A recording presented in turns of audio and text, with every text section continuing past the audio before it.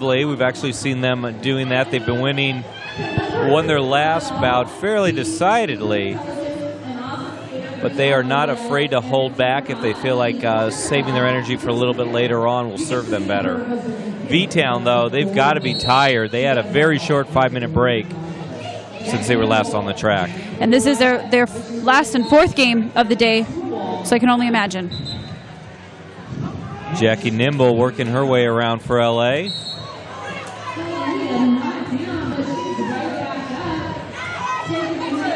Hallelujah working her way around. She is free of the pack as well, but she's got a lot of track to make up. Jackie Nimble on the inside. V-Town Blocker's doing a great job actually keeping her in place. She's not able to really get an advantage. She did get through, though. She's going to pick up some points. Actually, they're going to give her a track cut.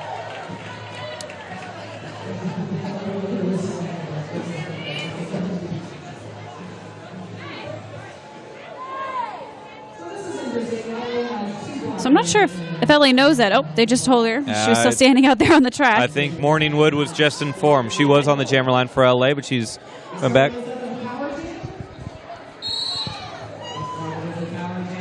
Might have been difficult to see there, but LA chose to start off on the power start on the pivot line. Jordan working her way around. I don't know that I've seen Jordan this evening, at least any of the games I've been on mic for, on the jammer line. She's going to recycle back around. She's got 30 seconds all to her lonesome, but LA's jammer already, Jackie Nimble, already on her skates. She is released from the box, going to work her way around. Jordan takes a decent hit there. Looks like it was a team effort. I think Hot Wheels is going to claim credit for that. Causes her to call it. V-Town on the board with 6 points against LA's 11. 11-6 coming out of that jam. About 16 minutes left on the clock.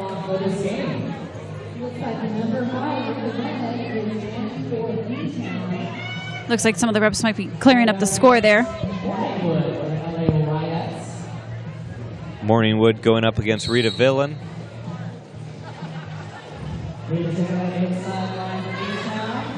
And it's going to be Morningwood out in front. Morningwood has a way of popping up.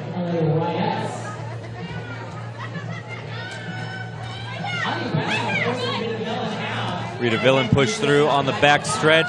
She's going to recycle back around. Morningwood's already finishing up her scoring pass. LA's doing a great job of staying together, containing the jammers. That's why it's been taking her quite a while to get out of the pack.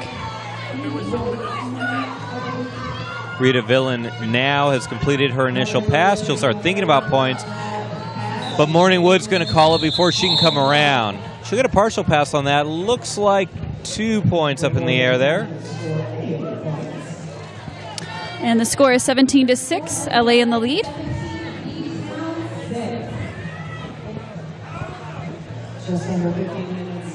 Bergie Knights on the jammer line for V-Town. Regulator jamming for the Ryettes.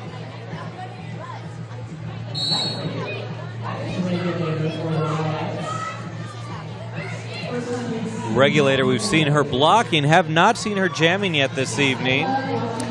You know, I expect this late in the day and after this many games, we might start to see some blockers filling in for the jammers, as the jammers are probably getting pretty exhausted by this point. That's right, because at this level of derby that we're seeing now, even your blockers are known to pick up a point or two.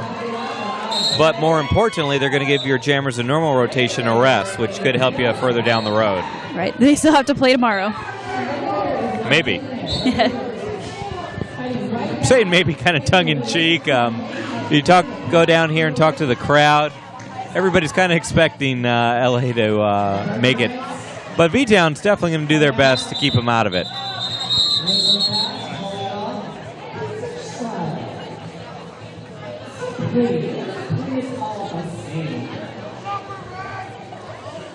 Hot Wheels and Hallelujah staging to start this one up on the jammer line. V-Town's going to be down 2 blockers, and LA's going to be down a blocker as well. So we got a small pack going into this jam. Yeah, and neither of these jammers have trouble scoring points, so we could see big numbers on this.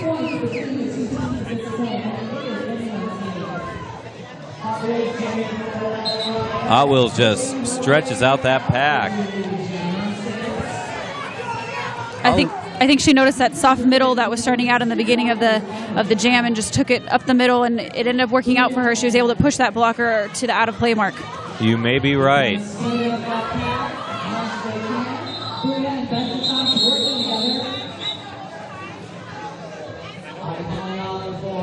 Nice hit there by Bouma. LA at 20, Vtown 11, 12 minutes. Looks like Busty Chops might be going to the box, though I'm not sure what the call was there.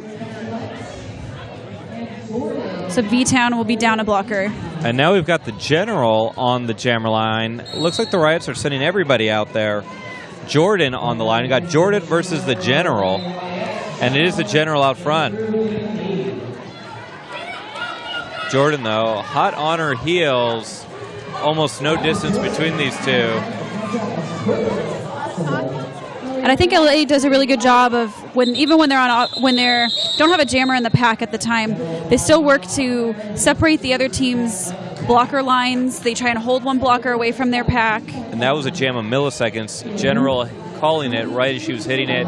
It's going to pick up, looks like, 1 point. Initially we saw 2. Now we're showing 1. 22-11 on the board in LA's favor.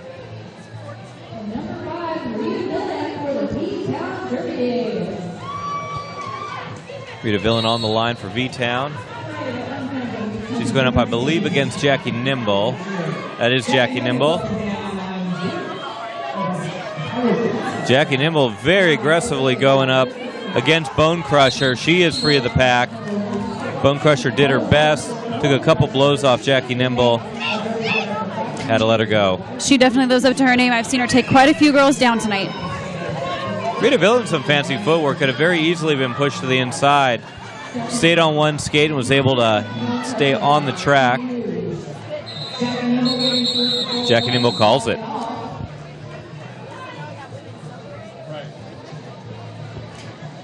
A quick score check. It's 26-11. LA Derby Dolls in the lead with about 10 minutes and 40 seconds left. Bergie Knights again up against Hot Wheels.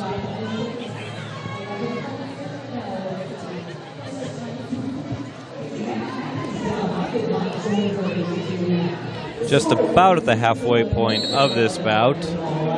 By no means a commanding lead for LA right now. It's actually one of the closer ones we've seen tonight. Bergie Knight's working around. She's going to control this jam. And Hot Wheels, I think Hot Wheels thought she was headed to the penalty box. That is being corrected. She is going back in. She did definitely lost some distance there. Free of the pack, but Bergie Knight's already picking up points, and she calls it. Gives a little wave to the crowd there. And we'd like to thank Saturday Night Sound for providing all of our sound equipment for today. They specialize in event hosting, sound equipment, rental, karaoke, and more. Everything you need to make your event shine. You can contact them at www.saturdaynightsound.com. Honey Brasco on the jammer line for LA. She's going to go up against Hallelujah. Fairly robust pack there. Full pack out there for LA. V-Town down one blocker. You see that teamwork by the LA. They stuck together as one whole unit, and they are holding that jammer inside the pack pretty well. Well, you got to have teamwork if you're going to be back-to-back battle for the Coast champions.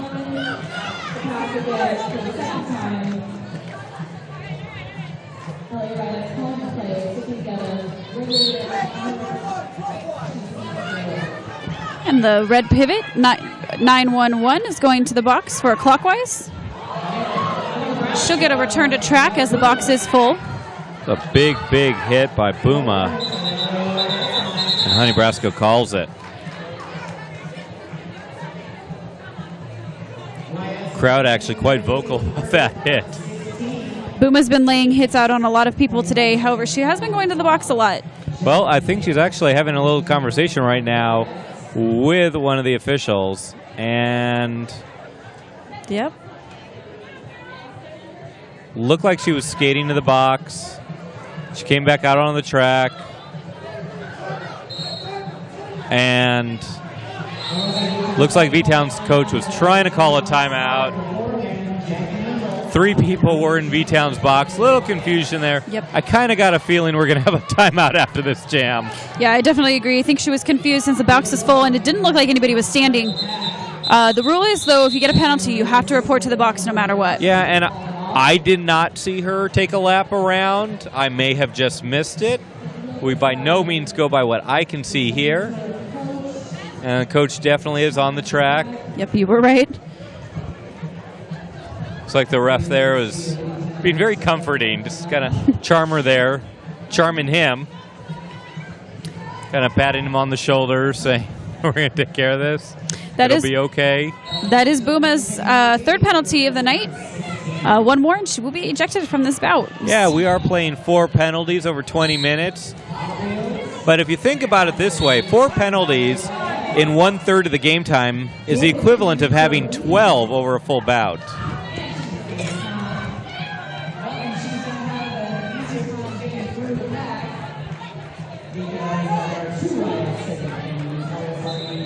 And Hot Wheels calls it.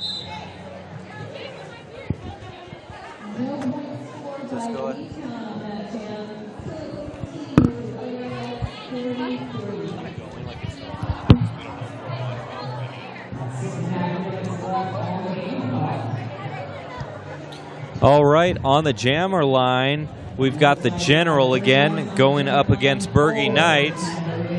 A quick score check. It's 43-16, LA leading with about 6 minutes left in the game.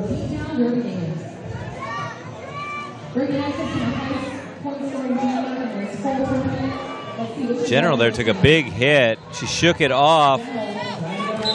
360 holding her back there. Has busty chops. General working her way around. Bergie Knights, though, not far behind her. General, definite advantage here, but she's going into a big red wall in just a minute, and nope, she says, nah, forget that. I'm calling it. It was really smart of the V-Town girls to start skating faster and get in front of the pack so that way she couldn't score any points and was forced to call it because the red jammer was right behind her and actually picked up a point on it. V-Town is 17, LA is 43, 5 minutes, 25 seconds left in the game.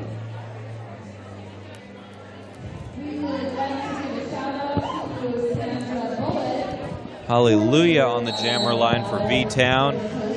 She is going up against Morning Wood. Morning Wood, push to the outside, almost got through that defense. Had a great recovery though. Came right back around, pirouetted a bit, went in through the inside.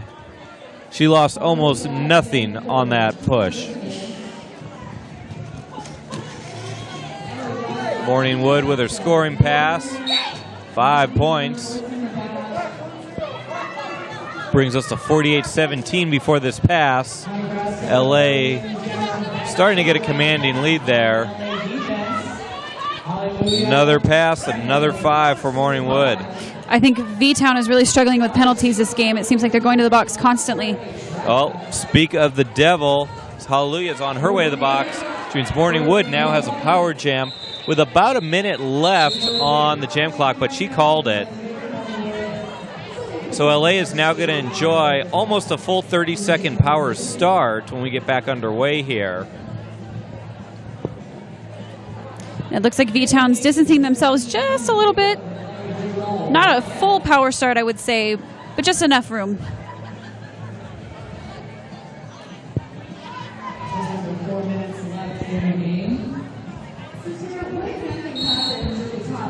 Whip and Ash, first time we've seen her this bout on the jam line. We've seen her plenty earlier this evening. Been kind of holding her in reserve on this bout. Very quickly establishes lead jammer. V-Town's jammer still sitting, not even on her skates yet. Whip and Ash gets to her first scoring pass.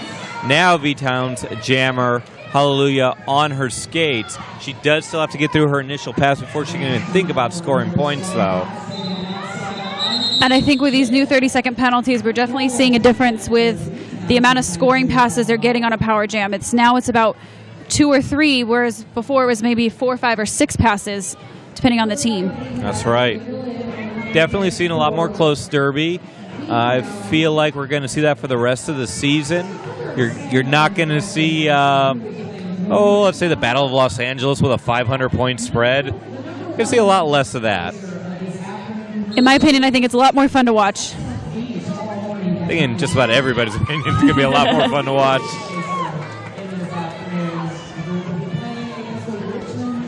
As an announcer, I have stared at many crowds who are just kind of looking off blankly when pack is completely stopped and you have a jammer just doing lap after lap, completely unopposed, just racking up points. They don't know what's really going on, but they know it's not that interesting. They know it's time to go use the bathroom or go get a beer. One of each, please. And Honey Brasco is now wearing the panty, so there was a very quick panty pass. Holding on to the star now, and it is called. 65-20 looks like coming out of that with less than 2 minutes on the game clock. B-Town was able to pick up 4 points on that last jam.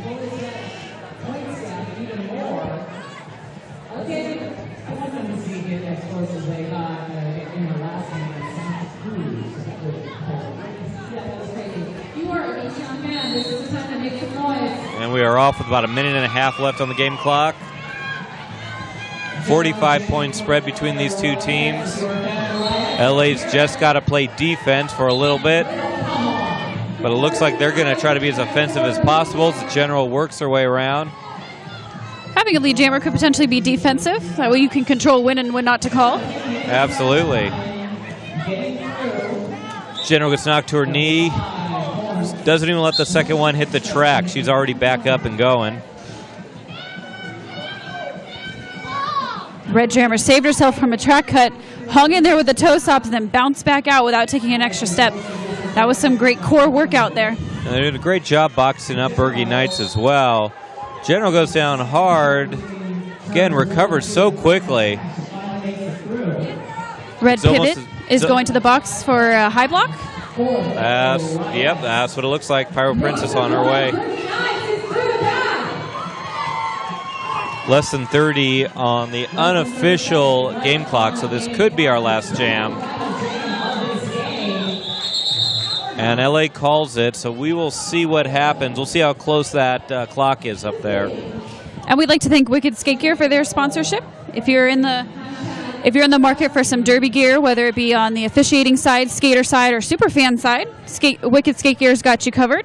You can visit them at wickedskategear.com. Darby O'Kill with the long whistle there, calling it. Unofficial final, 79-20. LA takes it over V-Town. And it looks like V-Town's going to finish out their night with a 2-2 record. LA's going into their next game with a 3-0. That's right, and the very next bout we've got is going to be Santa Cruz versus San Diego. Just about as far north on the coast as we've got represented here to, of course, the very far south. So we will be back in just a moment for that.